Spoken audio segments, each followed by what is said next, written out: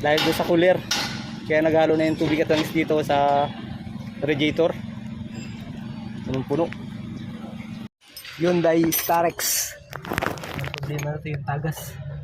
Hindi mahanap-hanap yung tagas na yan. Kaya ang ginawa ko dyan, tinanggal ko ito exhaust manifold para mas maaluan siya, para makita ko saan talaga nang gagaling. Dito galing sa oil cooler yung tagas ng langis.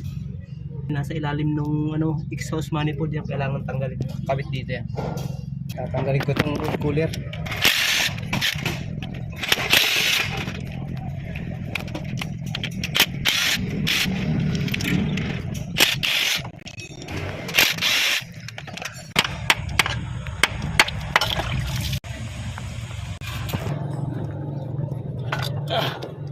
Ito yung cooler nya. Ito yung nagpapalamig dun sa langis ng makina.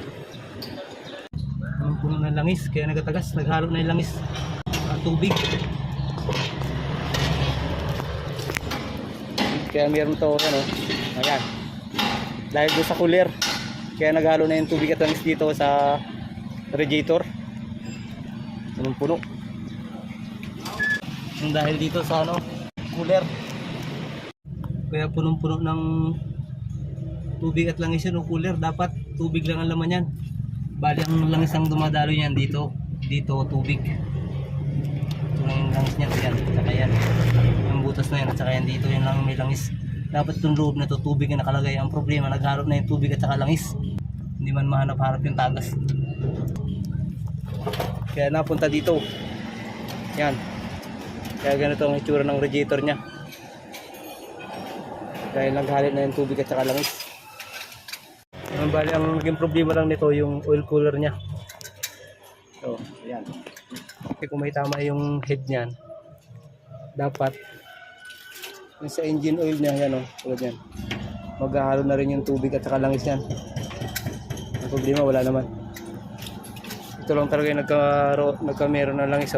Naghalo yung tubig at langis ng radiator yan.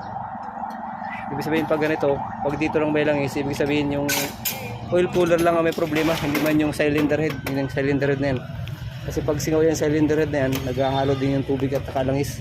Ang problema yung sa radiator lang naghalo. Wala dito, wala yung sa makina. Kaya kita nyo,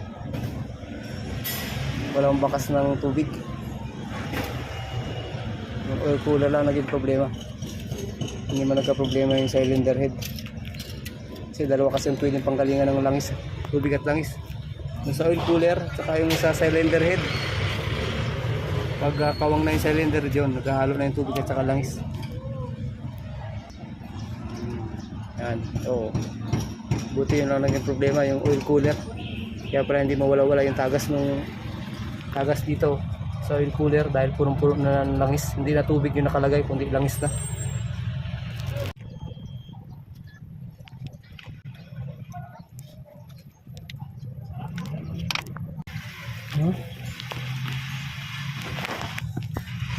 Dahil dun sa oil cooler,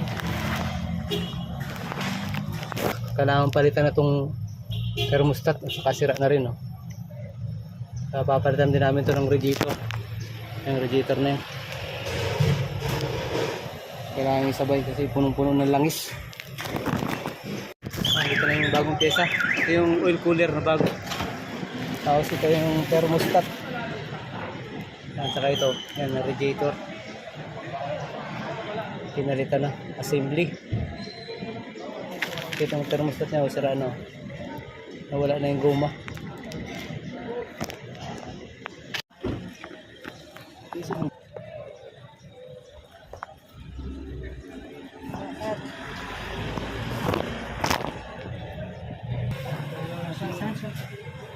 Nakakabit na yung oil cooler. Ayun yung thermostat dito. Ayun yung radiator nun, salpak na. Talagyan na lang namin ng tubig at saka kailangan palabasin yung mga natitira-tirang langis doon sa loob. Tapos na. Start na lang. Pare, start mo daw. Start mo.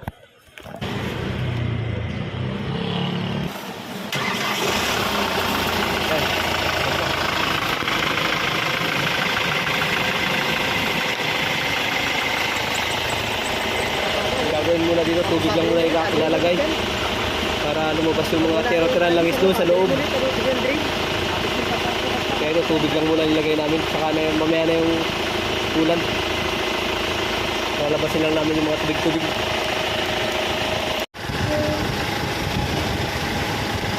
Pero konti na lang yung mga langis-langis na naiwan dun sa makina.